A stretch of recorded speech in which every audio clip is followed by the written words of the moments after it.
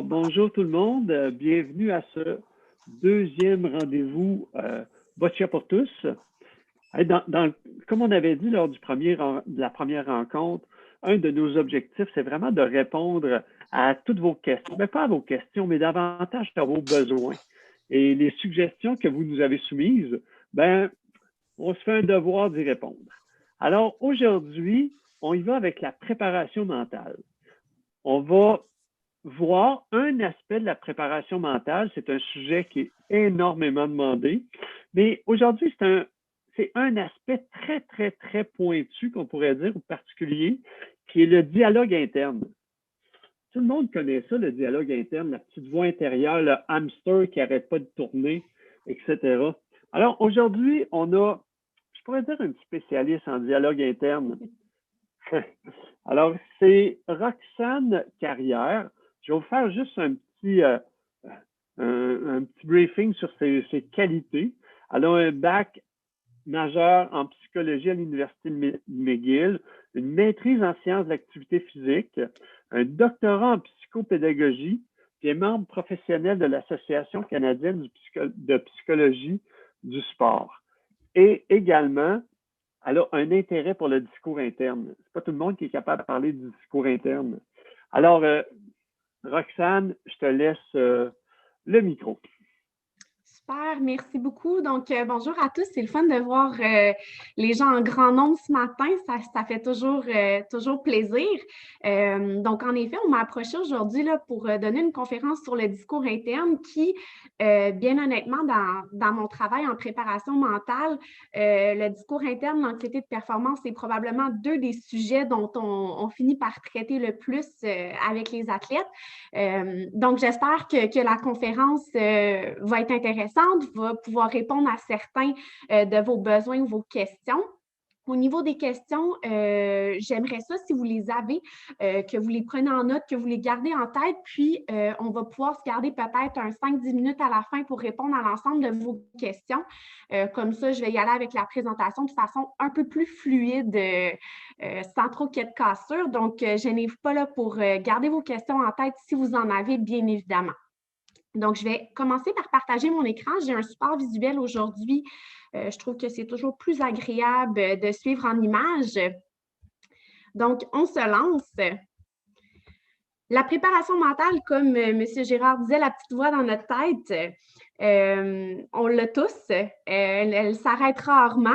Je ne pourrais pas vous dire précisément le nombre de pensées là, qui nous habitent ou le nombre de messages spontanés qui viennent dans notre tête, mais il y en a énormément à l'intérieur d'une journée. Certains sont plus conscients, certains sont plus inconscients également. Mais c'est quoi le discours interne pour commencer? Très simplement, en fait, le discours interne, ce sont tous les messages, toutes les pensées qui peuvent apparaître à votre tête. J'utilise le mot pensée et discours interne. Les deux sont légèrement différents, mais vous comprendrez qu'ils sont étroitement liés. Donc, à la base, en préparation mentale, que ce soit le discours interne ou qu'on parle d'anxiété de performance, il y a un concept qui est en fait universel à toutes les habiletés mentales et c'est le lien entre nos pensées, nos émotions et nos comportements. Donc, avec les athlètes, je vais généralement commencer par leur présenter ce schéma-là parce que je trouve qu'il est extrêmement important pour la suite des choses. Donc, si on veut être capable de gérer notre discours interne, il faut comprendre comment il fonctionne de prime abord. Donc, les pensées, le discours interne et les émotions sont étroitement reliés. Donc, autrement dit, quand j'ai une pensée, par exemple, la peur de l'échec, ça va susciter certaines émotions qui vont être reliées à cette pensée-là, tout comme quand je peux avoir une pensée très positive, ça peut susciter des émotions également qui sont reliées. Donc, les deux, vous comprendrez, là, s'influencent de façon itérative, si vous voulez. Ce qu'on ne réalise pas souvent, en fait, nous, ce qu'on voit, c'est nos comportements. Nous, la première chose qu'on voit ou qu'on est capable de reconnaître, c'est nos comportements et on ne réalise pas toujours comment les pensées et les émotions vont influencer notre comportement. Je vous donne un exemple très typique là, qui va arriver en sport. Donc, généralement, les athlètes qui vont arriver dans des situations de pression, ou peut-être qu'ils vont avoir peur de faire une erreur pendant un match, vont généralement semer un doute. Donc, au niveau des émotions, on va avoir des doutes, des inquiétudes, peut-être un peu d'insécurité. Et par la suite, ce qu'on voit, c'est que ça vient affecter la prise de décision. Donc, au niveau des comportements, je sais qu'en tennis, par exemple, je travaille avec des athlètes qui me disent, bien, quand je doute de moi-même, je prends moins de risques, j'assume moins mes coups, je joue de façon plus défensive, puis là, ça ne m'avantage pas. Et donc, nous, ce qu'on voit, comme j'explique, c'est vraiment juste le comportement. Donc, aujourd'hui, je veux vous amener à réfléchir un peu à votre discours interne et de quelle façon votre discours interne influence vos émotions et influence par la suite vos comportements. Est-ce qu'on peut contrôler le discours interne? Est-ce qu'on peut contrôler nos pensées? La réponse, c'est oui et non. Autrement dit, les pensées qui surviennent à notre esprit ou les messages qu'on se dit à soi-même, en psychologie du sport, on va distinguer deux types de discours internes. Donc, il y a le discours interne automatique. Donc, ça, c'est les pensées qui, naturellement, sont déclenchées par des situations autour de nous et qui, spontanément, arrivent dans notre tête. Et il y a le discours interne délibéré. Donc, ça, c'est nous, en tant qu'athlètes, en tant qu'individus, qu'on va se dire des messages pour avoir un effet sur une situation autour de nous. Donc, en fait, ce que je vous dirais simplement, c'est que le discours interne ne se contrôle pas. Par contre, on peut contrôler la façon dont on l'interprète, dont on le gère et la façon qu'on va gérer nos pensées, autrement dit. Donc voilà, j'espère que ça fait un beau portrait initial là, pour la suite des choses. Comme je vous dis, si vous avez des questions, gênez-vous pas, gardez-les en tête pour la suite. Qu'est-ce que la recherche nous dit en fait sur le discours interne? Ce qu'on remarque, c'est que les athlètes ont tendance à utiliser le discours interne plus souvent en compétition qu'en entraînement. Et ça, c'est un point sur lequel j'insiste parce qu'en fait, comme la plupart des habiletés mentales, on remarque que les athlètes ont tendance à les utiliser davantage en contexte de compétition qu'en entraînement. Les habiletés mentales et le discours interne, ben, c'est comme des habiletés physiques. En fait, il faut s'entraîner de façon régulière pour être capable de bien performer dans un match. Donc, ce que j'aimerais à la fin de la conférence d'aujourd'hui, c'est que vous soyez capable d'intégrer le discours interne davantage en entraînement qu'en compétition pour que justement, lorsque vous arrivez dans une situation de match, ce soit quelque chose que vous ayez déjà pratiqué à l'entraînement, que ça devienne plus naturel. Ce que la recherche nous dit aussi, c'est que les athlètes en sport individuel ressentent davantage le besoin de se parler, ce qui est tout à fait normal, hein, parce qu'ils se sentent comme étant les seuls responsables de la performance. Pourquoi je vous dis ça? Peut-être que si vous jouez au boccia 1 contre 1, vous remarquez que votre discours interne a une plus grande influence sur votre performance que lorsque vous jouez en équipe. Donc, peut-être que vous auriez avantage justement à le travailler un peu plus dans ce genre de situation-là. Et le discours interne, ce qu'on sait, il peut être autant affecté par des facteurs situationnels. Donc, quand je dis situationnel, ça peut être la difficulté de la tâche. On vous demande de faire quelque chose de plus difficile qu'à l'habitude. Vous arrivez dans une partie d'un tournoi où l'enjeu est un peu plus grand. Et ça peut être des facteurs personnels aussi. Donc, la personnalité de l'athlète, la croyance par rapport au degré d'influence que le discours interne va avoir sur sa performance. Donc, ça, c'est toutes des choses qui vont influencer notre discours interne. La première étape, lorsqu'on va travailler avec des athlètes, puis on va travailler au niveau du discours interne, ça va être d'amener les athlètes à prendre conscience de leur discours interne. Autrement dit, comme j'ai dit, si on veut modifier nos pensées, notre discours interne, il faut d'abord être conscient de ce qui se passe dans notre tête. Lorsque je demande aux athlètes en consultation, en individuel, de me partager des pensées qui peuvent survenir à leur esprit pendant un match ou, par exemple, des messages qu'ils peuvent se dire à eux-mêmes, ce qu'on remarque de façon très générale, c'est deux choses. Le discours interne a tendance à être plus négatif que positif. Donc, les athlètes vont me dire des choses comme « si je fais une erreur, mes coéquipiers vont me rejeter, j'ai peur de ne pas répondre aux attentes de mon entraîneur ». Donc, le discours interne a tendance à être plus négatif que positif. Je vous dirais que c'est tout à fait normal, dans le sens où, en tant qu'être humain, on a tendance à prendre le positif pour acquis.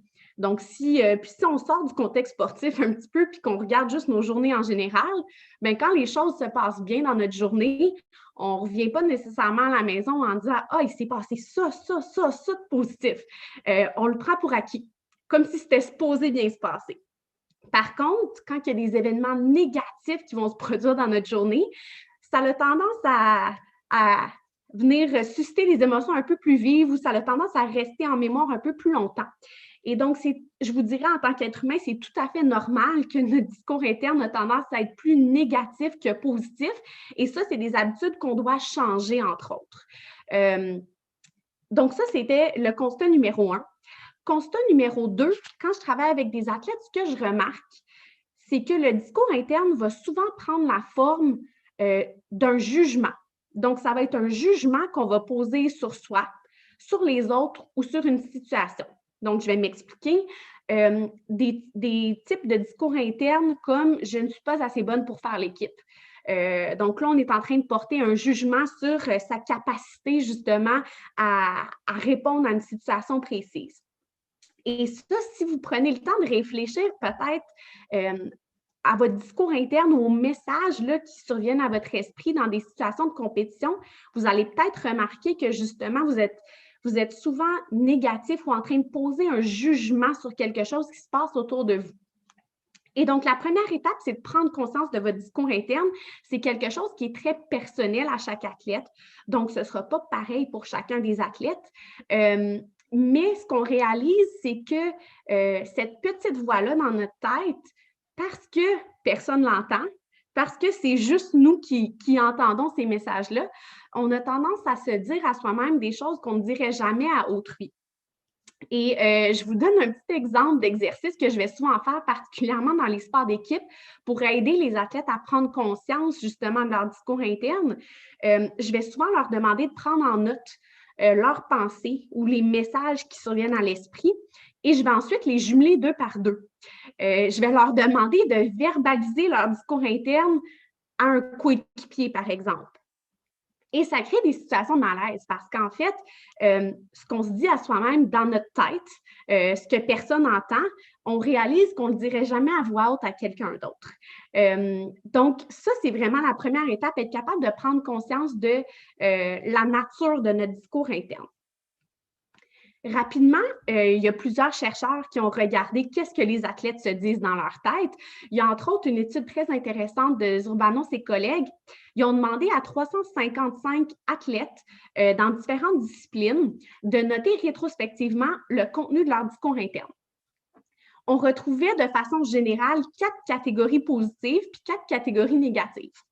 Donc, la première, les athlètes nous ont dit, moi, j'utilise le discours interne pour l'activation psychologique. Donc, autrement dit, pour me motiver, me donner un petit boost avant une performance ou avant d'exécuter une tâche précise.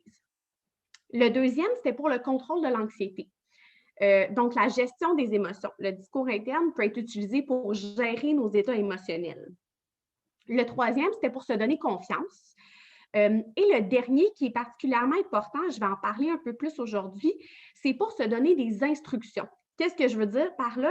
C'est pour se donner des instructions sur la tâche qu'on est en train de faire. Donc, que ce soit au niveau technique, que ce soit au niveau tactique, c'est vraiment par rapport à l'exécution d'un mouvement ou d'une performance.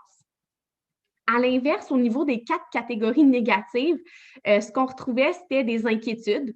Donc, des doutes, des inquiétudes par rapport à notre capacité de performer. On retrouvait du désengagement aussi, désengagement ou de l'évitement. Donc, quand on fait face à une situation où l'enjeu est plus grand, on va tendance peut-être à diminuer l'enjeu, à faire comme si c'était moins important, à se désengager peut-être de certaines situations. Il y avait aussi du discours interne qui était relié à notre état physique. Donc, quand on commence à être fatigué, donc prise de conscience justement de la fatigue ou de notre état davantage physique, physiologique, et des pensées impertinentes. Ça nous arrive toutes, que ce soit en sport ou au travail, donc des pensées dissociatives, là, qu'on va dire, qui ne sont pas reliées à ce qu'on est en train de faire dans le moment présent. Donc, étape numéro 1, et je vous conseille à tous de le faire, en fait, c'est un super bel exercice à faire en entraînement. Et puis, ça peut être fait à n'importe quel moment. Donc, vous n'êtes pas obligé de le faire nécessairement en prévision d'une compétition. Moi, je vais remettre un tableau qui ressemble à ceci à mes athlètes, ce que j'appelle la grille d'autonotation des pensées. Donc, comme je vous ai dit, pour prendre conscience de notre discours interne, bien, il faut y réfléchir, il faut être capable de rétrospectivement le prendre en note. Donc, ce que je vous invite à faire pour une semaine désignée, par exemple, ça pourrait être pour une semaine, une journée désignée, de réfléchir, d'être capable de prendre conscience de votre discours interne et ensuite de remplir chacune des cases du tableau. Donc, à votre gauche, vous avez la situation ou l'élément déclencheur. Peut-être que dans le cadre d'un entraînement, d'un match, il y a certaines situations qui vont susciter davantage de discours interne. Donc, je vous invite à les prendre en note. Par la suite, cette situation-là, quel type de pensée ou discours interne est-ce qu'elle va générer? C'est relié à une émotion, comme je l'expliquais au début de la conférence, et c'est quoi le comportement ou la conséquence qui est associée. Donc, je vous ai mis ici un exemple, en fait, qui est tiré de ma vie personnelle parce qu'on a tous besoin de travailler sur notre discours interne, moi compris. Mon ami m'invite à aller courir 10 km samedi matin. Jusque-là, la situation paraît très normale, mais lorsqu'on me fait cette demande-là, la pensée ou mon discours interne qui survient dans mon esprit, c'est de me dire, ben mon Dieu, je n'ai jamais couru plus que 7 km, je ne serai jamais capable de la suivre. L'émotion, bien évidemment, la peur de ne pas réussir, peur de l'échec dans ce cas-ci, de ne pas être à la hauteur là, de ce qu'on m'a demandé. Et la façon que j'ai réagi, ça a été d'essayer de trouver des excuses pour ne pas y aller ou d'écourter la course. OK? Instinctivement. Et ça, c'est, comme je vous dis, c'est un exemple qui est tiré de ma vie personnelle. Ça nous arrive tous, en fait, d'avoir des situations qui vont générer des pensées, des émotions, des comportements. Mais le but, c'est d'en être conscient. Et ça, en sport, ça arrive très, très, très fréquemment. Et vous remarquez qu'évidemment, la conséquence sur le comportement, c'est peut-être pas la conséquence souhaitée. Donc, dans ce cas-ci, j'aurais pu tout simplement dire, je vais y aller, puis je vais faire ce que je suis capable de faire sans nécessairement me donner là, d'objectifs qui ne correspondent pas à mes capacités, mais ma réaction instinctive, ça a été d'aller dans l'évitement. Donc, ça, c'est un super bel exercice à faire. Je vous conseille sur un document Word, ça se fait très bien, de remplir ce document-là avec vos athlètes. L'idée, comme je dis, c'est de vraiment devenir conscient de ce qu'on dit à nous-mêmes. Il y a également une deuxième façon de le faire, c'est d'utiliser un objet, OK? Un objet ou un geste pour être capable de prendre conscience de son discours interne. Puis là, je vais préciser un petit peu plus, mais avec les joueurs de golf, entre autres, ce qu'on va faire spontanément, on va leur donner un paquet de trombones. On va leur dire de mettre les trombones dans leur poche droite et d'aller jouer leurs 18 trous. Et à chaque fois qu'il y a une pensée négative qui émerge dans leur esprit, on va leur demander de prendre une trombone, de la mettre dans l'autre poche. Et le but de cet exercice-là, c'est que le joueur de golf arrive à la fin de ses 18 trous et qu'il réalise à quel point peut-être qu'il a entretenu un discours interne qui était plus positif ou plus négatif. La raison pourquoi on fait ça, c'est que, comme j'ai dit, il y a des pensées qui sont conscientes, mais il y a beaucoup de pensées qui sont inconscientes. Et si on ne fait pas l'exercice de s'attraper en train d'avoir une pensée négative ou une pensée qui ne nous sert pas, autrement dit, on n'arrivera jamais à les changer. De la même façon, là, récemment, je travaillais avec des athlètes en natation artistique et il y a une des filles qui m'a dit qu'elle utilisait son pince-nez, donc le pince-nez sur son maillot de bain et qu'elle changeait son pince-nez de bord lorsqu'elle avait une pensée négative qui arrivait à sa conscience. Donc, vous pouvez trouver des petits trucs comme ça. L'objectif, c'est vraiment d'amener l'athlète à être conscient peut-être des pensées négatives, comme je dis, qui peuvent survenir ou émerger. Évidemment, qu'est-ce qu'on fait avec ce tableau-là? C'est un bel exercice, mais qu'est-ce qu'on fait par la suite avec ce tableau-là une fois qu'on l'a rempli? On se pose des questions. Donc, tout d'abord, première question à vous poser, est-ce que vos pensées ou la petite voix dans votre tête, elle est au service de votre performance ou est-ce qu'elle est un obstacle à votre performance? Ça, selon moi, c'est probablement la question la plus importante à se poser. Mais la deuxième question qui m'intéresse aussi, c'est est-ce qu'il y a des situations récurrentes ou des éléments déclencheurs, un pattern qui revient et qui va susciter un discours interne plus positif ou négatif? Donc, comme je l'ai mentionné, le discours interne, c'est très personnel. C'est personnel à chaque athlète. Donc, pour certains athlètes, vous allez peut-être remarquer dans votre tableau ou vos éléments déclencheurs que c'est lorsque vous êtes en situation de pression que là, vous allez avoir un discours interne plus négatif. Peut-être lorsqu'on vous demande de faire quelque chose de plus difficile qu'à l'habitude. Et là, vous allez être capable de voir là, des situations ou un pattern dans vos pensées qui émergent. Le but de faire ça, ben, c'est de savoir à l'avance, quand je m'en vais dans un tournoi, quand je m'en vais jouer un match, je le sais que moi, dans tel type de situation-là, j'ai naturellement tendance à devenir plus négatif. J'ai naturellement tendance à utiliser un discours interne qui ne m'aide pas et d'être capable de le prévoir à l'avance. Évidemment, le but, c'est ensuite d'utiliser les stratégies que je vais vous donner dans le reste de la présentation pour venir changer votre discours interne. Donc, une fois que vous avez rempli, comme je dis, ce petit tableau-là, posez-vous quelques questions de réflexion. C'est toujours un exercice, ça a l'air de pas grand-chose, puis finalement, lorsqu'on le fait avec les athlètes, c'est toujours un exercice qui est extrêmement révélateur. Donc, voilà. Donc là, ça, c'était vraiment la première partie, prendre conscience de son discours interne. Qu'est-ce qu'on fait après ça, une fois qu'on a pris conscience de notre discours interne? Bien, on peut travailler selon deux approches. La première approche, en psychologie, qu'on va appeler du cognitivo-comportemental, ben, c'est qu'on va essayer de contrôler nos pensées ou de modifier nos pensées, modifier notre discours interne. Donc, on est conscient de ce qu'on se dit, mais on va essayer de le rendre plus positif. On va essayer de le changer pour qu'il serve notre performance. Donc, on vient vraiment là, essayer de changer l'habileté mentale. Puis, il y a une deuxième approche, je sais qu'avec M. Girard, vous en avez déjà discuté, qui est plus l'acceptation, la pleine conscience. Donc, ça consiste à vraiment accepter le fait qu'on a des pensées qui surviennent dans notre tête, notre esprit, et plutôt que de porter un jugement dessus, d'être simplement capable de recentrer notre attention sur autre chose. Donc, de ne pas essayer de limiter nos pensées, de les changer, mais juste de rediriger notre attention vers quelque chose d'autre.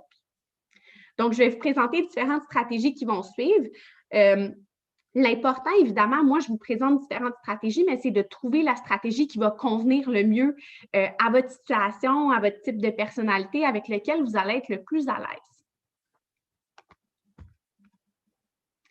l'aise. Comment utiliser le discours interne? Bien, la première fonction du discours interne, évidemment, ce serait d'améliorer la performance. Comment qu'on peut utiliser le discours interne pour améliorer la performance? Tout d'abord, ce qu'on peut faire, c'est utiliser le discours interne pour se donner des instructions. Donc, un peu comme je l'ai mentionné dans l'étude que j'ai présentée au début, se donner des instructions par rapport à l'exécution d'une tâche ou d'un mouvement qu'on va faire. Donc, vous pouvez, par exemple, réfléchir à des aspects techniques, à des aspects tactiques, des aspects physiques de votre performance. Et là, autrement dit, ce qu'on veut faire, c'est vous donner une instruction par rapport à la tâche à réaliser. Donc, je vous ai mis quelques exemples ici dans la présentation. Par exemple, se dire, je veux viser le coin à droite ou je veux faire une bonne extension du bras. Donc, d'être capable de vraiment avoir un discours interne qui vise uniquement à bien réaliser la tâche qu'on vous demande. Peut-être que vous le faites déjà, peut-être que vous le faites déjà instinctivement. Je vous encourage à le faire plus souvent, surtout dans des moments où vous remarquez que peut-être au lieu de vous concentrer sur la tâche que vous avez à faire, vos pensées vont diverger vers autre chose. Par rapport à ça, j'aimerais renchérir en disant que la plupart des athlètes, ce qu'on remarque au niveau là, du discours interne, les athlètes vont se concentrer sur ce qu'ils ne veulent pas faire. Donc, autrement dit, ce qu'on remarque, ils vont souvent me dire « Ah, mon discours interne, je vous donne un exemple au niveau des athlètes en technico-artistique. » Donc, patin artistique, gymnastique. Les filles vont souvent me dire « Ah, j'ai peur de tomber. » Fait que là, quand je fais ma chorégraphie, mon discours interne, c'est « Tombe pas. Essaye de ne pas tomber. » OK? Donc, ça, peut-être que vous le faites aussi, au lieu de dire ce que vous voulez faire et ce que vous voulez accomplir, vous avez tendance à dire ce que vous voulez éviter. Et ça, c'est quelque chose à changer. Donc, autrement dit, je préfère, moi, ce que je vais dire aux athlètes, c'est que je préfère que les athlètes aient un discours interne dans lequel ils se concentrent davantage sur ce qu'ils veulent accomplir, ce qu'ils veulent réaliser, au lieu de se concentrer sur la chose qu'ils ne veulent pas faire. Je reprends mon exemple de mes athlètes en gymnastique et en patin artistique. Au lieu de dire « je ne veux pas tomber », pourquoi tu ne dis pas « je veux atterrir mon saut », tout simplement. En bon français, on s'entend que je ne veux pas tomber, puis je veux atterrir, ça a la même signification. Par contre, l'effet sur la performance va être complètement différent. Vous avez peut-être déjà entendu parler là, de la métaphore de l'éléphant rose. Si vous n'avez pas entendu parler, bien, ça va être la première fois aujourd'hui. Lorsqu'on dit tout simplement à quelqu'un, ben, pense pas à un éléphant rose, pense pas à un éléphant rose, pense pas à un éléphant rose, ben, vous comprendrez que la personne finit par penser à l'éléphant rose. Donc, ce que je veux vous dire au niveau du discours interne, c'est que ce que vous répétez dans votre tête, vous êtes en train de l'amener à votre conscience. Donc, lorsqu'on est en train de performer, de jouer un match, on veut se concentrer sur ce qu'on veut faire, pas sur l'erreur qu'on cherche à éviter ou la situation qu'on cherche à éviter. Donc, c'est pour ça ici, je vous ai mis un exemple, mettre la balle en jeu, au lieu de dire ne pas sortir la balle du jeu. OK? Donc, tout simplement, c'est ce qu'on appelle du recadrage. Tout simplement, être capable de prendre une pensée et la recadrer en pensée plus positive et la recadrer en pensée où on veut se concentrer sur ce qu'on cherche à accomplir. Ça va jusque-là? Super. Donc, dernier point, l'interprétation des pensées. Souvent, on va avoir des pensées, puis on va leur accorder beaucoup, beaucoup d'importance. Je fais souvent le parallèle avec le téléphone cellulaire. Hein? Donc, sur notre téléphone cellulaire, on reçoit des notifications. Telle personne vous a écrit ou telle personne a partagé une photo. Et notre réaction, c'est instinctive, c'est de vouloir tout de suite répondre, de vouloir tout de suite regarder la notification. Bien, le discours interne, ça fonctionne un peu de la même façon. On a des pensées qui émergent dans notre tête de façon continue. Maintenant, c'est à vous de décider comment vous réagissez face à ces notifications-là, ces pensées, comment vous les interprétez et quel sens vous leur donnez. Encore là, je vais vous donner un exemple. Un exemple d'une athlète en baseball récemment qui travaillait avec une collègue à moi, qui disait à ma collègue qui doutait de sa capacité à performer face à une situation où l'enjeu était très, très important. Il y avait beaucoup de doutes par rapport à lui-même. Et ce que ma collègue a dit, en fait, c'est si tu as des doutes, OK, quand on doute de nous-mêmes dans une situation en particulier, bien souvent, c'est parce que ce qu'on s'apprête à faire, c'est quelque chose de difficile. Si j'allais faire quelque chose de facile, je n'aurais probablement pas de doute. Je serais probablement très en confiance. Mais quand j'ai un doute, c'est parce que je m'en vais faire quelque chose qui va peut-être me mettre au défi, qui va peut-être être un peu plus difficile qu'à l'habitude. Puis au lieu de douter de moi-même, je pourrais simplement me féliciter. Je pourrais simplement me féliciter d'avoir le courage ou d'avoir la volonté d'aller faire quelque chose de plus difficile, de me mettre au défi. Donc, l'interprétation aussi des pensées peut venir aussi jouer sur la façon que ça va influencer vos comportements. Donc, je vous invite à partir, comme je dis, du tableau qu'on a rempli plus tôt. Ce qui peut être intéressant, c'est de vous créer une autre colonne à votre droite, solution ou façon dont je veux changer mon discours interne.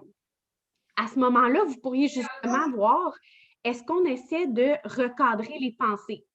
Est-ce qu'on essaie d'interpréter mes pensées différemment? Est-ce qu'on essaie de changer mon discours interne? Donc, vous pourriez avoir une colonne là, solution ou façon de mieux gérer mon discours interne. Je continue. Donc là, on a parlé d'utiliser le discours interne pour améliorer la performance. On peut également utiliser le discours interne pour augmenter la motivation. Ça, c'est quelque chose qu'on va voir davantage dans les sports d'endurance, entre autres. Donc, par exemple, la course, les triathlons, là, les sports à très longue durée, mais ils peuvent quand même être utilisés dans d'autres sports, ne sont pas uniquement réservés à ces sports-là. Et le but du discours interne, c'est d'augmenter la motivation dans des moments où ça va être un peu plus difficile, dans des moments où c'est plus difficile d'aller chercher de l'énergie, de la concentration, de persévérer. Donc, vous pouvez réfléchir à différentes situations de jeu en boccia, par exemple, quand la fatigue embarque, quand vous faites une erreur. Ça l'arrive hein, dans tous les sports, le sport, c'est un jeu d'erreur. Donc, quand vous faites une erreur sur le jeu, peut-être qu'au lieu d'utiliser un discours où vous vous donnez une instruction, ce que vous avez davantage besoin dans cette situation-là, c'est un discours motivationnel. Donc, reste compétitive jusqu'à la fin, un coup à la fois. Donc, c'est davantage un discours interne qui va chercher à vous donner de la motivation et à persévérer dans les moments plus difficiles. Encore là, je trouve que la nuance est intéressante. Donc, le discours interne, on peut avoir différents types de fonctions au discours interne, puis on peut les utiliser dans différents moments, par exemple, d'un match ou d'une performance. Et le troisième point, bien, le discours interne peut aussi servir à réguler ou à gérer nos émotions. Donc, si vous remarquez dans des situations de match ou de performance que vous vivez, et là, j'ai mis autant les émotions positives que négatives. Donc, si vous remarquez dans des situations de match que vous vivez des grosses émotions positives ou des grosses émotions négatives, peut-être que justement, ça peut venir affecter votre niveau de concentration. Moments négatifs, moments de frustration, souvent par rapport à l'arbitre, quand il y a peut-être certains appels qui sont faits avec lesquels on n'est pas d'accord, déception quand un jeu ne s'est pas déroulé comme qu'on le voulait. Et à l'inverse, ben, de la joie, de la surexcitation, donc quand on fait un bon point, puis là, ça va super bien. Parfois, ça aussi, on peut vouloir revenir. Autrement dit, gérer son état émotionnel pour revenir à un état plus stable afin d'être bien concentré pour le reste de la performance. Donc, je donne un exemple tout simple là, au hockey. Au hockey, ça arrive souvent qu'on va compter un but, puis là, on est super content, on est super excité, on perd notre concentration, puis hop, on s'en fait compter un en retour. Donc, parfois, le discours interne, puis c'est pour ça que j'insiste autant sur les émotions positives que négatives, parfois, on va utiliser le discours interne pour vraiment gérer notre état émotionnel. Donc, voilà, respire calmement, ça peut être un exemple de discours interne ou de type de message que vous utilisez, par exemple, pour revenir à cet état émotionnel-là. Et finalement, comme je l'expliquais, reconnaître nos pensées et recentrer notre attention sur autre chose. Donc ça va davantage, comme je dis, plus dans l'acceptation, la pleine conscience, mais de reconnaître que j'ai une pensée négative, positive, mais si elle ne me sert pas à ma performance, d'être capable de la rediriger sur la tâche à faire. Donc, autrement dit, supposons qu'on fait une erreur sur le jeu, que ça suscite beaucoup de frustration, bien, de reconnaître qu'on a fait une erreur, tout simplement, mais au lieu de ruminer cette erreur-là, autrement dit, à travers notre discours interne, de simplement me dire, bien, c'est quoi la prochaine action que je dois faire? C'est quoi la prochaine tâche que je dois faire?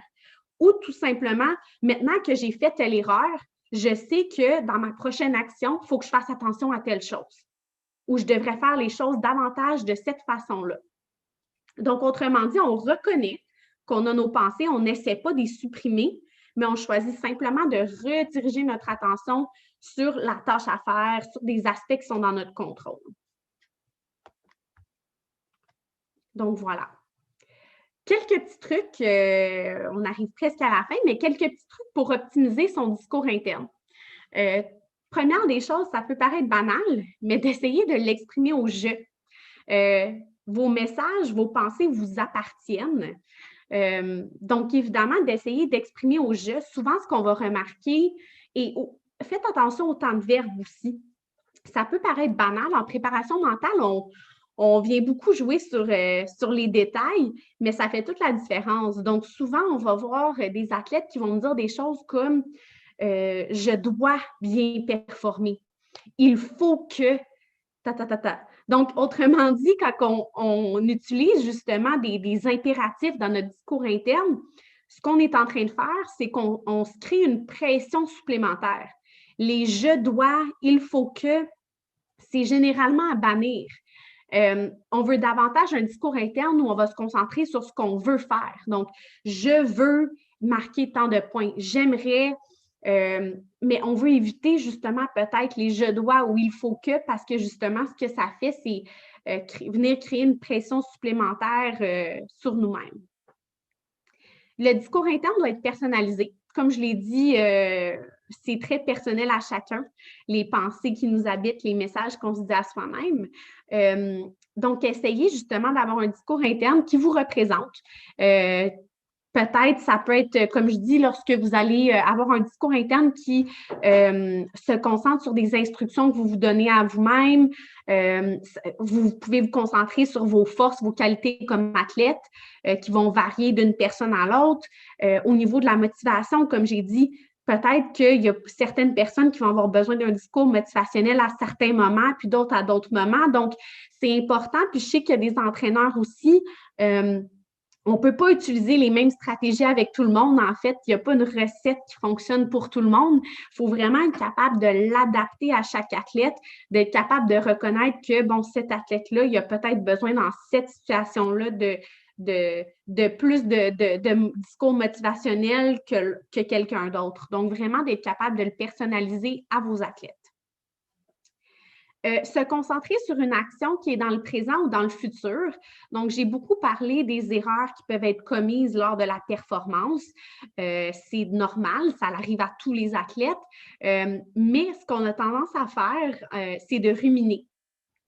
Quand quelque chose ne se passe pas comme on veut, on a tendance à ruminer ce qui s'est passé, à s'acharner un peu sur cet événement-là. Et encore là, c'est une réaction normale de l'être humain. On essaye de faire du sens de nos expériences dans la vie. Donc, quand quelque chose ne se passe pas comme qu'on aurait voulu ou qu'on fait une erreur sur le jeu, bien, il y a beaucoup d'athlètes qui sont en train de revoir l'erreur dans leur tête puis se demander bien, pourquoi j'ai fait ça? Qu'est-ce qui s'est passé?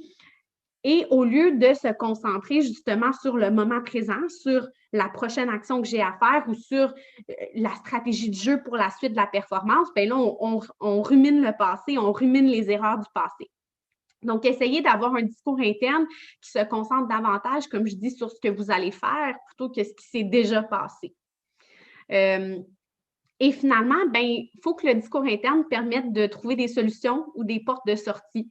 Donc, autrement dit, quand ça va moins bien, que ce soit pour vous motiver, que ce soit pour vous donner une instruction spécifique, il faut que le discours interne, ça a un caractère positif et que ça se concentre sur comment je m'adapte à la situation, comment je trouve une solution ou une porte de sortie à ce que je suis en train de vivre en ce moment. Donc, voilà. Quelques petites recommandations, évidemment, mais encore là, je veux dire, c'est propre à chaque personne. Je veux terminer simplement en disant que, évidemment, les exemples que j'ai présentés aujourd'hui, comme j'ai dit, le discours interne, c'est très personnel. Donc, vous n'êtes pas obligé d'appliquer les exemples à la lettre. Autrement dit, c'est important que vous les adaptiez à votre personnalité, à votre façon d'être comme athlète. Ça peut varier beaucoup d'un athlète à un autre.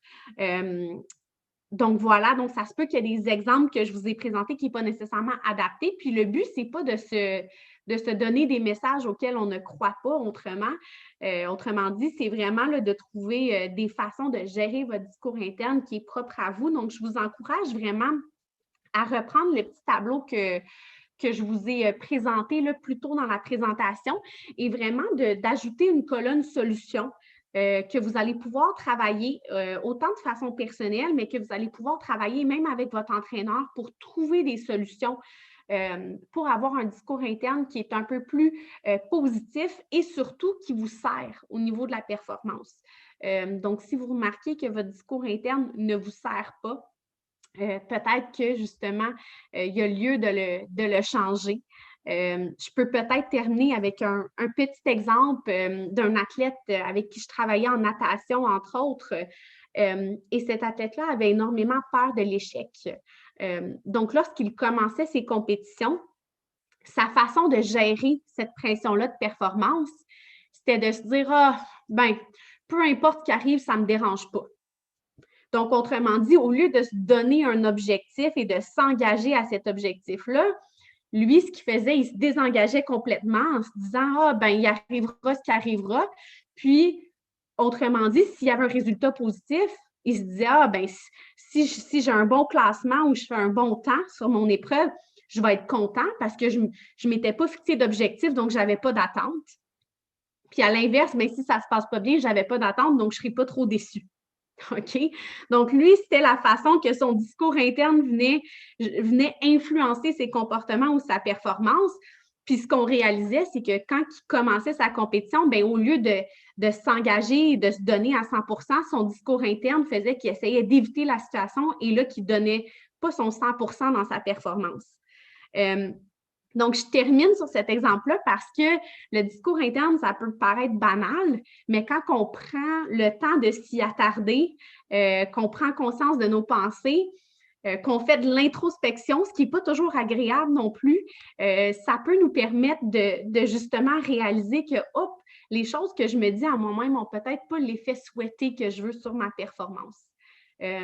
Donc voilà, j'espère que vous avez apprécié. J'essaie d'utiliser beaucoup d'exemples parce que parfois, là, les habiletés mentales, ça peut être assez abstrait quand on parle d'habiletés mentales de psychologie. Donc, j'essaie d'utiliser beaucoup d'exemples là, pour rendre le tout concret. Donc, j'espère que vous avez apprécié. Je vais arrêter le partage ici, puis je pourrais y revenir s'il y a des gens qui ont des questions ou des commentaires.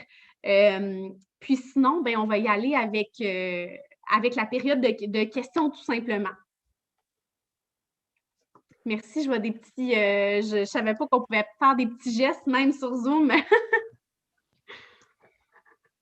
Merci, c'était vraiment excellent. Maintenant, il y avait beaucoup de matériel, là, c'est parfait, parfait. Est-ce qu'il y en a qui ont des questions, des fois des choses qu'ils auraient compris? On est plusieurs entraîneurs ici, là. Donc, si vous avez des questions spécifiques au boccia, on pourrait peut-être y mettre des exemples concrets pour vous donner une image mentale vraiment précise de ce que Roxane voulait dire. Je vois dans les commentaires, il ne faut pas toucher à la balle bleue. Ça, c'est... Juste avant qu'il pose des questions, c'était quand même très proche du boccia. Hein. Tu te demandais si c'était très loin et si c'était très flou. Il y avait quand même beaucoup d'exemples qui pouvaient vraiment s'appliquer au boccia. Et après, ici, on a des athlètes d'un peu tous les niveaux. Déjà, pour certains, de se rendre compte que leur discours intérieur peut avoir une incidence sur leur jeu. Je pense que ça peut déjà être une excellente présentation. Et puis après, effectivement, tous les exemples pour modifier ce discours-là ou l'accepter puis en faire une force, ça peut arriver après, une fois qu'on sait que comment on se parle peut avoir une incidence sur notre jeu. Donc, voilà, je voulais juste rajouter ça. Mais s'il y en a qui ont des questions maintenant, on vous donne la parole. Je pense qu'il y a Danick qui a une question. Oui, bonjour. Bonjour. Moi, j'aurais une question par rapport à moi, en fait.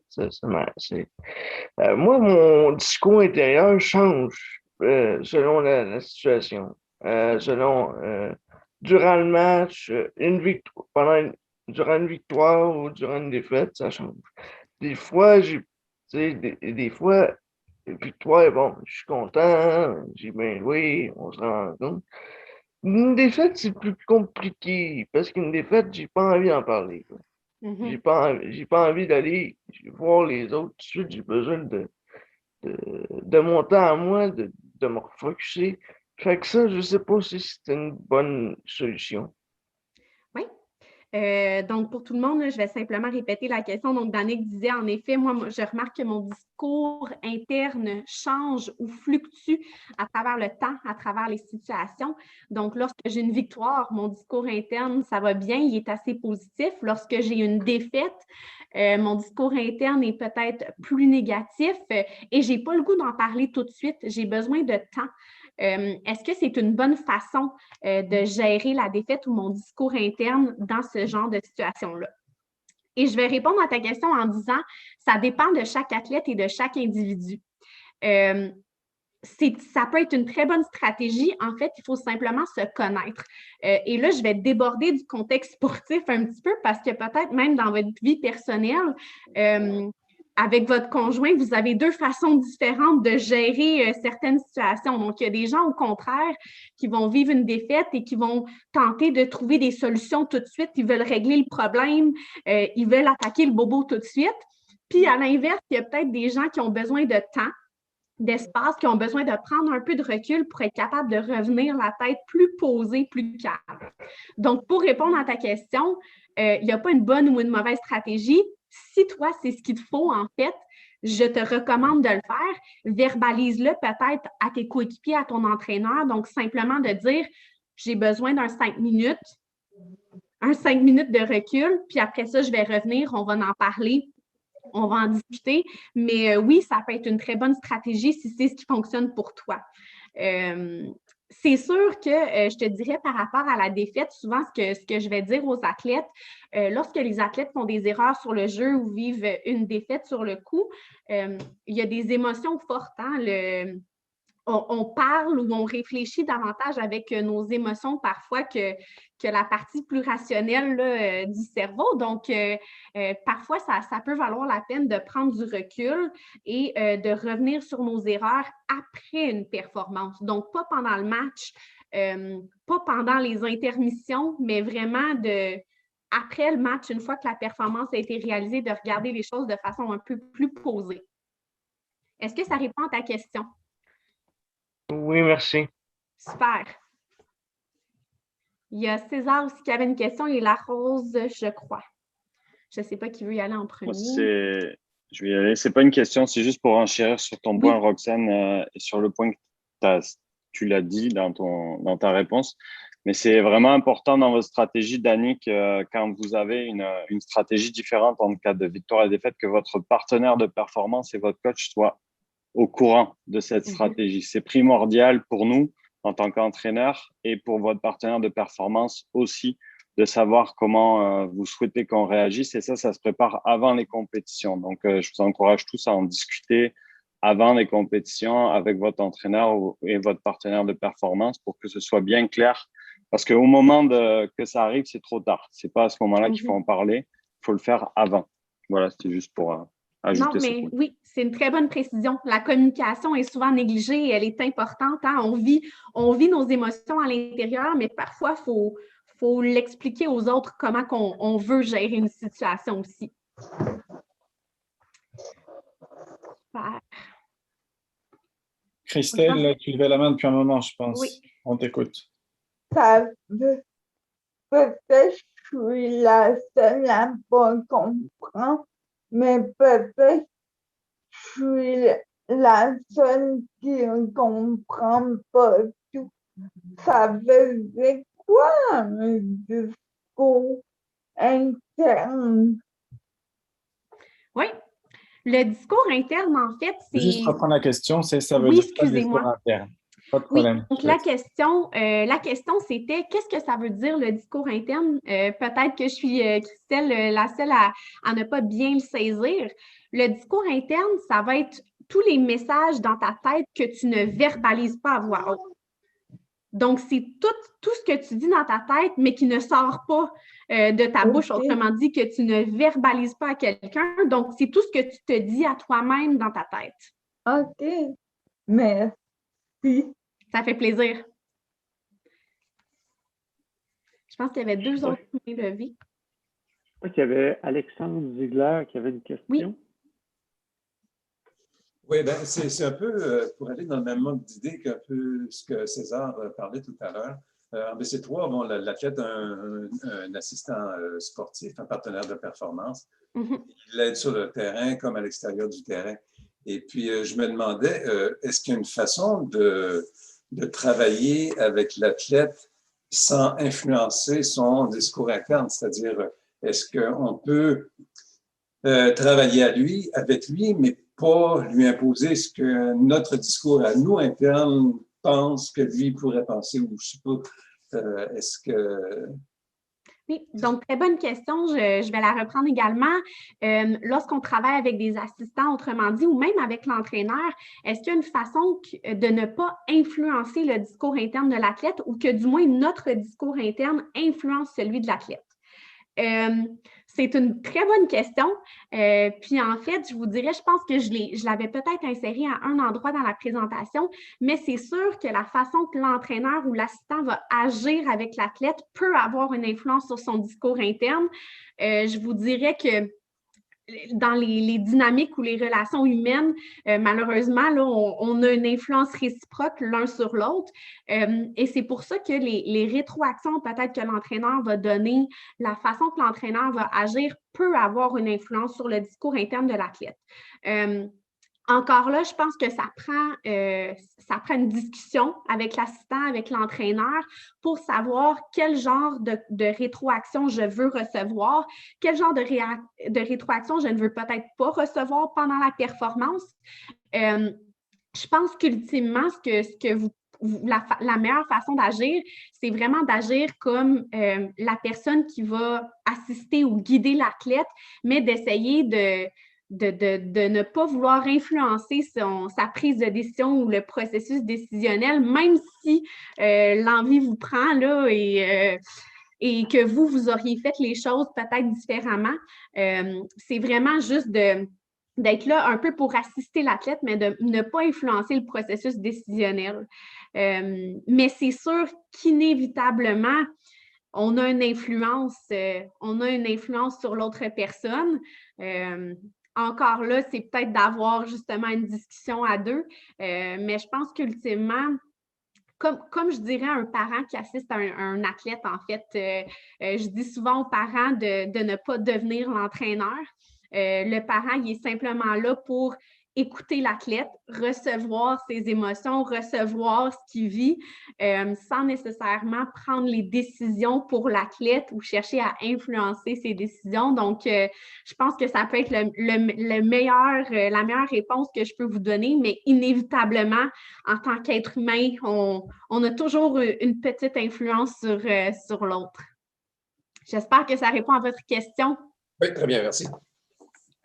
On va y aller par ordre, parce qu'il y en a 3 qui ont levé la main. Donc, c'était Simon, Benoît et Luliane. Simon, on t'écoute? Bonjour tout le monde. Je vais revenir sur la partie là, qui était sur ce que je veux faire. Oui. C'était très intéressant, ça m'a interpellé. Moi, comme entraîneur, lorsque les athlètes vont me verbaliser leur choix de jeu, ils vont souvent me dire des choses comme « je vais essayer de pousser la rouge ». Et moi, je vais les reprendre et leur dire « non, tu vas pousser la rouge ». Parce que moi, ce que j'entends comme entraîneur, c'est un peu de « je vais essayer, mais je pense que je ne l'aurai pas à 50%.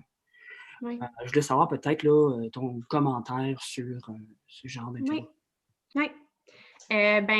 Oui, donc pour reprendre la question de Simon, certains athlètes qui vont peut-être lui verbaliser, qui vont essayer de tenter un jeu, et lui va les reprendre en disant « je vais tenter le jeu ». Donc, est-ce que c'est une bonne stratégie? Tout à fait. C'est une très bonne stratégie. En fait, lorsqu'on dit « je vais essayer de faire quelque chose », ça veut dire qu'il y a un petit doute qui plane que ça se peut que je ne réussisse pas. Donc, je reconnais que ça se peut que je ne réussisse pas. Ce qui est correct, on a le droit d'avoir des doutes. Par contre, en psychologie, on va peut-être appeler ça une stratégie d'évitement un petit peu. Donc, au lieu de s'assumer à 100% dans l'action qu'on va faire, on dit « Ah, je vais essayer de faire ça », un peu comme l'athlète de natation. Je vais essayer, puis ben ça marche pas, ça marche pas. C'est pas facile. En fait, je pense que lorsqu'on est athlète, l'ego prend beaucoup de place. Hein? On n'aime pas ça, l'échec, on n'aime pas ça pas réussir. Mais on aurait davantage intérêt à s'engager à 100% dans l'action. Et si ça ne fonctionne pas, moi, souvent, ce que je vais dire, t'es mieux de t'engager à 100% dans l'action et de ne pas avoir de regrets si ça ne fonctionne pas. Ça se peut que ça ne fonctionne pas, mais au moins, tu vas l'avoir essayé à 100% puis tu vas t'être engagé dans l'action à 100%. Donc, moi, c'est le conseil que je vais donner aux athlètes, mais oui, c'est une très bonne stratégie. Puis, encore là, juste le fait de dire « je vais essayer de », ça l'influence la prise de décision, ça l'influence l'action qu'on prend sur le jeu.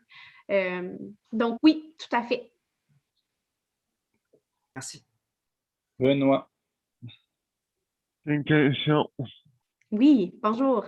Alors, si on ne sait pas les choses sont pareilles, eh bien, c'est une conscience. Si on t'offre, on peut t'offrir, c'est vrai. C'est difficile. Si un commentaire dans l'arbitre, c'est quand reçu un commentaire d'un arbitre. Bon, que c'est trop, c'est trop fort, et l'arbitre a dit que c'était pas trop de ma bulle de la cause. Et bien, j'ai mis mes balles à côté la cause. Une fois, l'arbitre m'a expliqué que la cause, le carré, il s'est mis à côté. Oui. Ouais. Mais elle m'a dit que c'est maintenant avec 2 balles pour. Donc, si je comprends bien ta question, c'est si je ne réussis pas le jeu, donc je lance trop fort ou je mets la balle à côté du carré, Ouais. Quel type de discours interne tu devrais utiliser?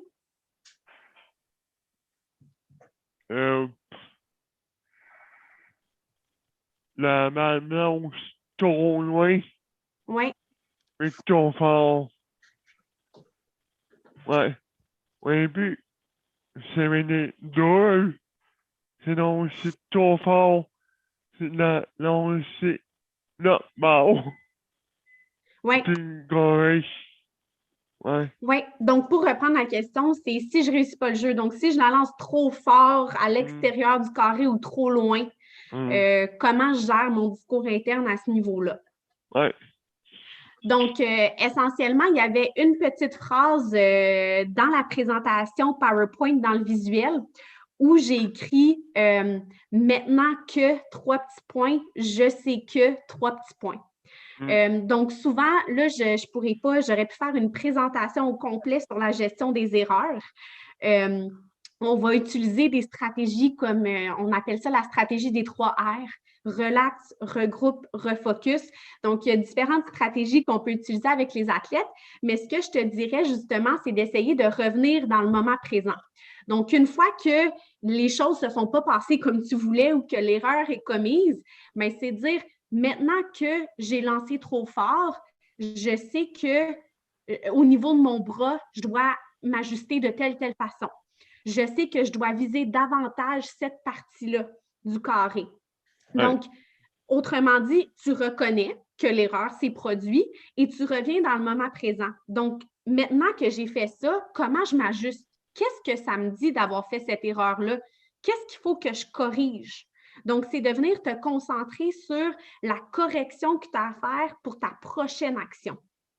Ouais. Est-ce que ça répond à la question? Oui. Super. C'est bon, ça. Super. Parfait. Juliane, c'est à toi. Alors, la question, c'est le temps. Combien de temps, combien il faut travailler là-dessus pour à développer cette habileté si tu ne l'as pas, puis, mais tu veux, disons, la développer. Merci. Oui, merci beaucoup. Très intéressant. Donc, je répète la question. En effet, la gestion du discours interne peut être énergivore, surtout lors d'une manche de 4 minutes. Est-ce qu'on n'aurait pas intérêt à lâcher prise? Et la deuxième question, si je comprends bien, c'était combien de temps faut-il prendre ou combien de temps ça peut prendre pour justement arriver à bien gérer notre discours interne? Donc, je vais répondre à la première question.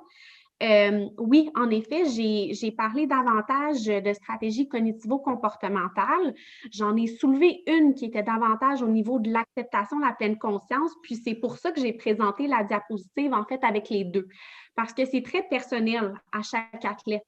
Il y a des athlètes qui vont préférer être plus dans l'acceptation, la pleine conscience, le laisser aller de mes émotions, les laisser apparaître, puis ne pas avoir à les gérer. Et il y a d'autres athlètes pour qui le cognitivo-comportemental fonctionne un peu mieux. Parfois, ça peut être aussi un mélange des deux. Ce que je dirais par rapport à ça, Si, en fait, pour quelqu'un, c'est trop énergivore d'essayer de changer ou de moduler les pensées, oui, on peut davantage privilégier l'autre approche qui est tout simplement de dire, hop, je reconnais que j'ai telle pensée-là, c'est telle pensée qui apparaît à mon esprit, mais je n'y donne pas suite, tout simplement. Je fais juste me recentrer sur ce que j'ai à faire. Donc, ça peut être une stratégie qui fonctionne pour beaucoup de gens. Je sais qu'entre autres, au niveau là, de l'acceptation, souvent, on va venir jouer au niveau des sens. Donc, quand j'ai des pensées qui m'habitent, je me ressens sur ma respiration. Avec les joueurs de golf, entre les trous, ça va être d'écouter les oiseaux ou de regarder la verdure, les arbres. Donc, parfois, on va venir jouer avec les sens également.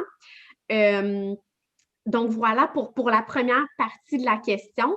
Je pense qu'aussi l'objectif, ce n'est pas d'essayer de venir changer le discours interne à tout prix.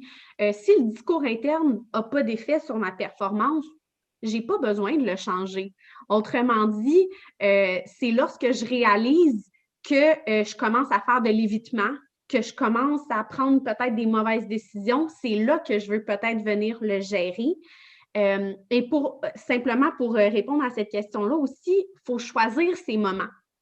Donc, souvent, ce que je dis, je trouve ça très drôle quand je travaille, par exemple, avec, là, je prends le golf tout le temps, mais des joueurs de golf qui vont jouer pendant 4 heures et là, qui me disent qu'ils essaient d'être concentrés pendant 4 heures ou qu'ils essaient de gérer leur discours interne pendant 4 heures. Bien, c'est impossible. Ça ne se fait pas en tant qu'être humain, c'est cognitivement impossible. Donc, ce que je dis, c'est qu'il faut qu'il y ait des moments pour réfléchir, il faut qu'il y ait des moments pour gérer notre discours interne, mais il faut qu'il y ait des moments de relâchement pour le mental. Donc, par exemple, les gardiens de but au hockey, ben, entre les sifflets, si vous les regardez, les gardiens de but vont patiner sur le bord de la bande, vont faire un petit tour de but, vont boire de l'eau. Puis ça, c'est des petits moments de relâchement pour le mental.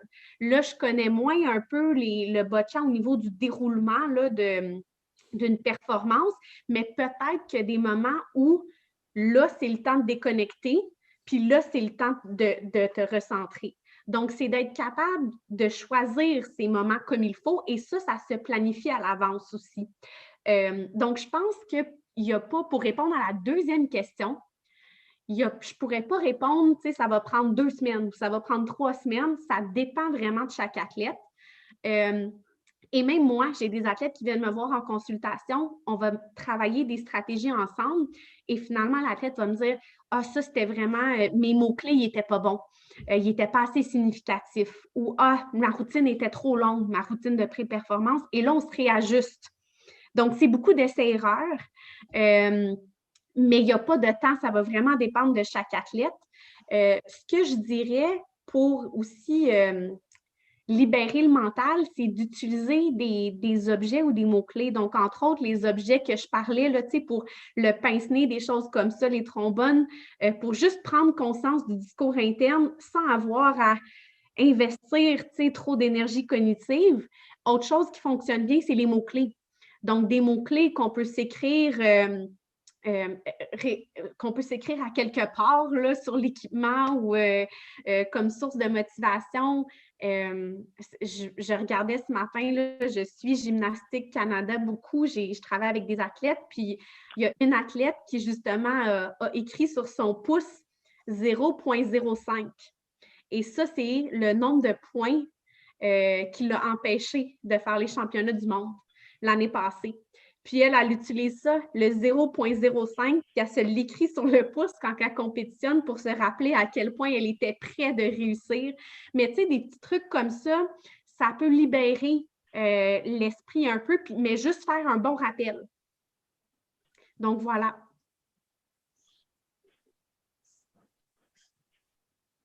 Il y avait beaucoup de choses qui étaient très proches avec le golf, avec le boccia, dans les temps de jeu, les temps de lancer, puis les temps entre les coups. Et c'est sûr que ça dépend si tu joues en individuel ou en équipe. Au boccia, des matchs d'équipe peuvent durer très, très longtemps. Donc c'est parfait. Carl, je ne sais pas à quelle heure on est censé terminer, puisqu'on continue et puis on a dépassé un petit peu notre temps. On peut aller avec une dernière question. Ça ne me dérange pas, moi. On peut y aller avec une dernière, si quelqu'un a une dernière question, oui. Je pense que Benoît avait relevé la main, puis Justine peut-être tout à l'heure aussi, mais je ne suis pas sûr. Benoît, je crois que c'est la même main levée. Non, Ça allume du c'est un commentaire. Un commentaire. On Pour t'écoute. Roxane, les mots-clés, comment les écrire? C'est la main, c'est le bras, oui, c'est la tête, et les mots, encore, puis en mêlée, un peu partout, les mots-clés, relaxation, income, ou bien, on peut penser à d'autres choses, au plan, Sur le plan, oui. ouais. Oui, donc on peut les écrire partout, oui, les mots-clés, il n'y a pas de limite. Non, le plan va être concentré. Bon, sur le plan qu'on pense on va battre l'autre. La stratégie de jeu. Ouais. Si on n'est pas concentré, on fait quoi? On peut faire n'importe quoi. Hein? Si vous n'êtes pas concentré, autrement dit, qu'est-ce qu'on fait? Ouais. On peut faire n'importe quoi. Pas n'importe quoi. En fait, au niveau de la concentration, c'est sûr que moi, ce que je vais dire, c'est souvent lorsqu'on parle à concentration, c'est soit parce que notre esprit a voyagé dans le passé ou il a voyagé trop loin dans le futur. Donc là, vous êtes en train de penser aux résultats à la fin du match. La meilleure façon, c'est de se recentrer sur le moment présent. Qu'est-ce que j'ai à faire dans ma prochaine action? C'est quoi la prochaine chose sur laquelle je dois me concentrer? Souvent, on va essayer de se concentrer sur trop de choses en même temps. Donc, limitez-vous à la prochaine action que j'ai à faire, le prochain élément sur lequel je dois me concentrer. Au présent. Présent. Au présent. Ouais. Oui, exactement. Mon plan du match. Le plan du match, oui, ça peut être de revenir sur le plan du match, absolument. Absolument. Des fois, on va dévier du plan. Ça peut être de revenir tout simplement à la base. Oui. Écoutez, ça termine notre rencontre d'aujourd'hui. Hey, Roxane, un gros merci, vraiment très, très apprécié. Les connaissances, l'application également, tout ça. Il y a beaucoup de stock, c'est vraiment intéressant. Et pour tout le monde, ça va être disponible sur notre chaîne YouTube, toute cette présentation-là. Alors, je remercie tout le monde. Merci à Roxane. Très intéressant. Merci pour l'invitation. Merci. Ouais. Donc, je vous souhaite à tous un bon week-end. Puis, si jamais il y a d'autres questions, M. Girard, là, on pourra les envoyer par courriel aussi. Là, ça va me faire plaisir.